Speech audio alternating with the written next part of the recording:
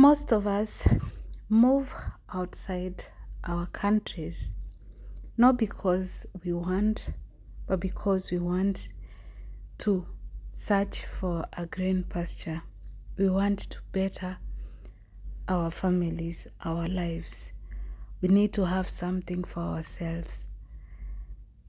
If you come from where I come from, if you come from Kenya, you'll agree with me. I'm just a girl who went to school and I had big dreams. Like if I was told that one day I will live outside my country, I would say no. After I finished my high school, I got an accident and later I joined a college where I did my business management. After that, I could not find a job.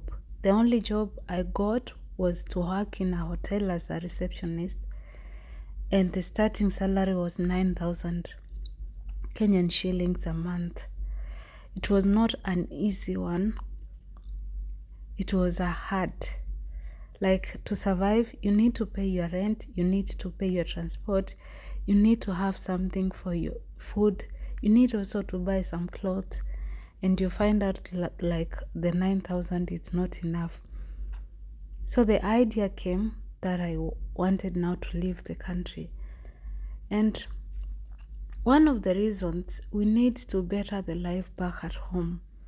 Like you don't want your family to live in a house, in a rental house. You don't want to see the suffering, and you imagine how would it be in the future if it's like this. And that's why we move out of the country, at least to try and look for something. When we come to these countries, things are also not easy. This is a different culture you find. You have to adjust to everything in that country. The food is different. The weather is different. The people are different. You've left your normal, usual surroundings, and now you've gone to a different place where you have to at least try your level best to fit into that environment. We come to these countries, we work hard, and we try to do something back at home. In this video, you're watching our land. This was my first dream when I came outside when I traveled outside my country.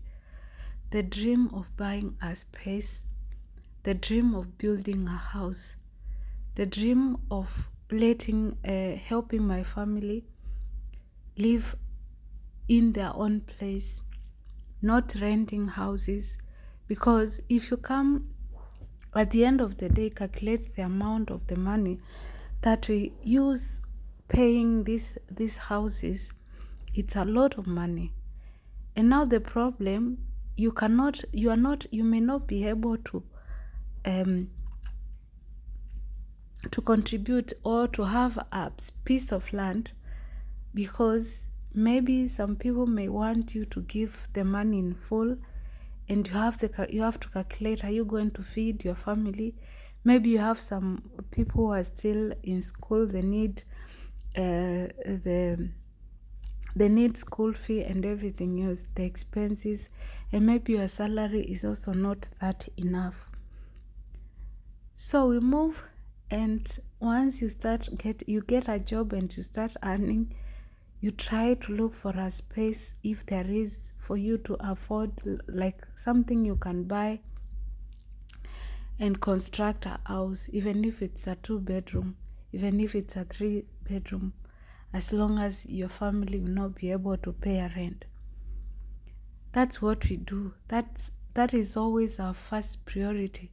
Others, they want to educate their families, their brothers, their sisters. You want to build a good house for your parents and some things like that. You also need to invest on yourself, maybe like opening a business, something that you may not be able to do when you are already living in your country. So that's how the dream starts.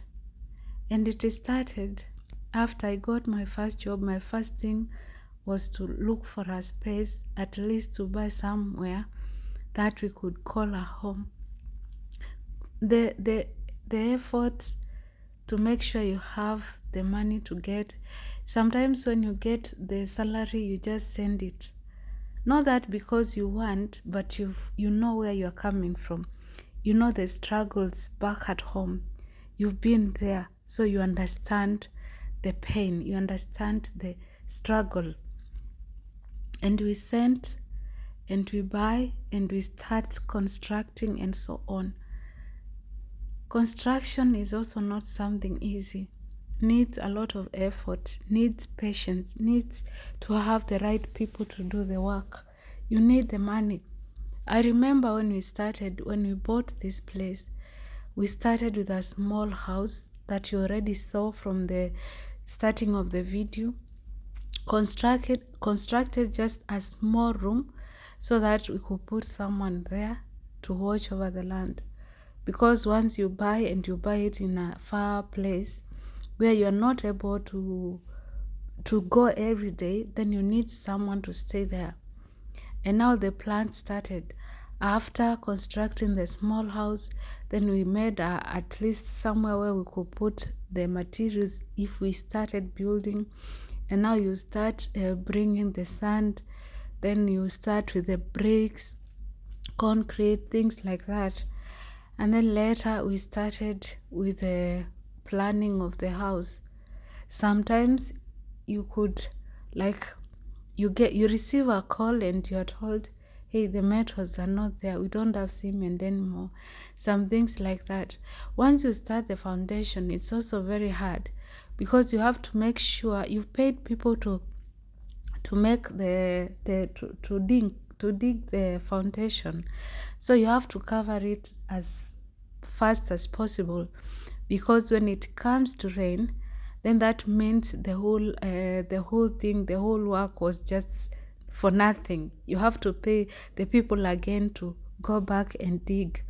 Sometimes there is no money, so you see also we planned inside the houses waiting to get the money to continue with the construction.